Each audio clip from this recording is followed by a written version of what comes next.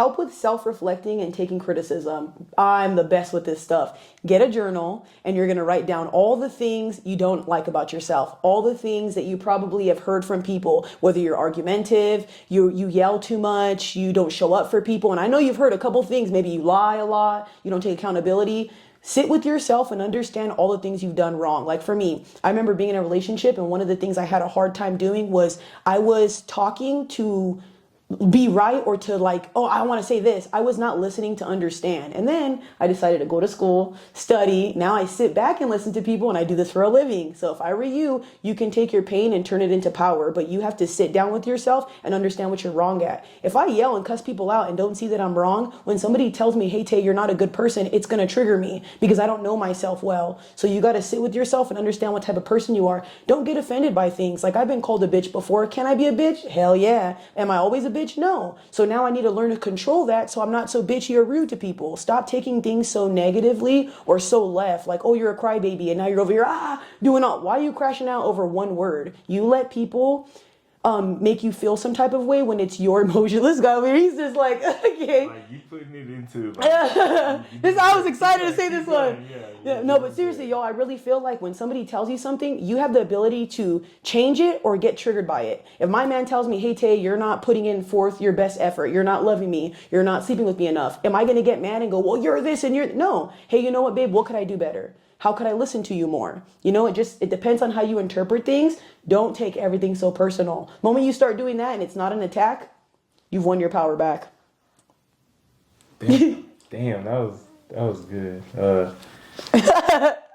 Okay. You left. Yeah, she ate. Left no crumbs. I agree with what you're saying. It does take a lot for people to sit back and do that, but like you said, have you ever had a moment where maybe like somebody told you something you didn't want to hear it, but now it's just different when you take it different? Like, is there one thing that somebody had said to you that triggered you? Yeah. Like before? Yes. Yes. Like I would always hear how I'm so nonchalant, or like I don't care about certain things. And I don't know why, but for the longest, it would trigger me. Like I feel like you do care though, but maybe it's for other people. I don't know. It would make me feel like, I don't even know. But it would upset. Because you're probably trying all your best and they don't see the effort. Yeah, so you saying I'm nonchalant? So I give a fuck. Yeah, it's like you calling me nonchalant and saying I don't care, but like you can't tell me how I feel. And like I would immediately like jump the gun and be ready to like be argumentative and stuff like that. But you think I don't give a fuck, bitch? But what I had to do with that situation was I had to finally like grow up a little bit, and I had to take a step back. And when I took the step back, what I started doing was, when they would say I'm nonchalant, I would have them kind of give me examples of the characteristics that I was portraying to be nonchalant. And then I would compare that to what that person like needed from me. Like, so if it was a significant other, I'll compare my characteristics to what they said their love language was. And just because I'm loving you the way I know how doesn't mean I'm loving you correct. So it's like, true. I would take the step back and I'll kind of be like, okay, she says I do this, A, B, and C. That's me acting nonchalant.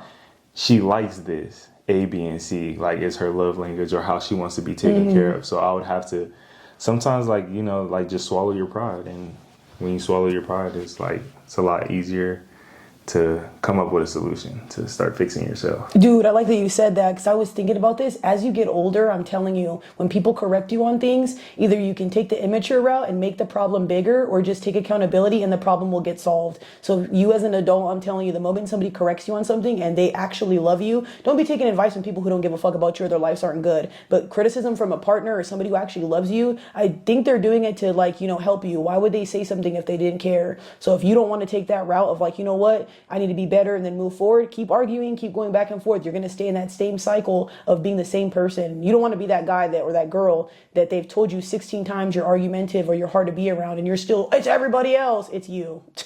So yeah. Yeah, 100%. Like, especially with relationships nowadays, you got to be confident enough to come to your partner and have those tough conversations, because you don't want to wait till you're finna get married and then you guys are all of a sudden having these tough conversations and you're like, well, now I'm starting to think you're not the one for me, when you were just thinking about getting married. You got to have these tough conversations early on, So then you can know, like, okay, this is the person for me, or maybe it's not the person for me. But you have to have those tough conversations, because you got to be able to confide within your partner, even about the negativities that are going on in your relationship, because you are not supposed to seek outside validation, because everybody's not going to see, oh, he does A, B, and C to also make you happy, or she does this, that, and the third to make you happy. They just hear how you're coming to them negatively, so they're going to be in your ear, always putting a bad seed in the back of your mind. Oh, you deserve better, or oh, you deserve to be treated this way, or oh, you don't deserve that, like you need to leave, and stuff like that. And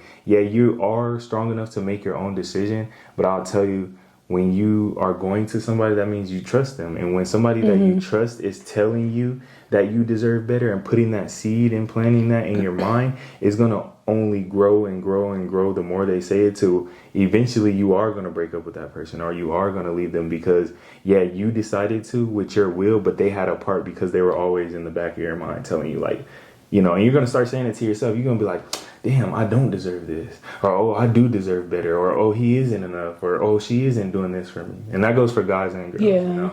And make sure you also don't criticize too much, y'all, because when you criticize your partner or criticize people too much, it's going to get to a point where they're going to feel like they don't do anything right. So make sure, as much as you encourage them, you're criticizing, not as much as you're criticizing, encourage them more you do than criticize them. Because if you're one of those guys or women that's nagging all the time, you're going to lose that like credibility where somebody's going to actually take your words into consideration. If you're always critiquing me, I ain't listening to shit. That's like, dude, every single day you have to say something. So make sure you're not overdoing that. So yeah. That's what I have to say with that. And when you do, last thing I'm going to say is, when you do say something, watch how you say it. Oh, yeah. The tone police over here. Yeah, watch how you say it, man. Like, don't, oh, you're fucking doing this, or oh, you're always this, or you're always that. Those are negative words. It's immediately going to put somebody on a defense mode. Yep, and then when they get mad or lash out on you, you come at somebody crazy, they're going to come at you crazy. So watch your tone of voice. And if you critique them, have something like a rebuttal with, like, hey, you do this, can you do this more? You don't encourage me, can you do this more? What are you critiquing so much for, but there's no solution? Why are you even running your mouth? Yeah, so yeah. Hey, you did this good, but, next time when you do this, can we just change it up and probably try it this way? Shit like and then that. see if it works too, Yeah. Yeah. But yeah. Next question.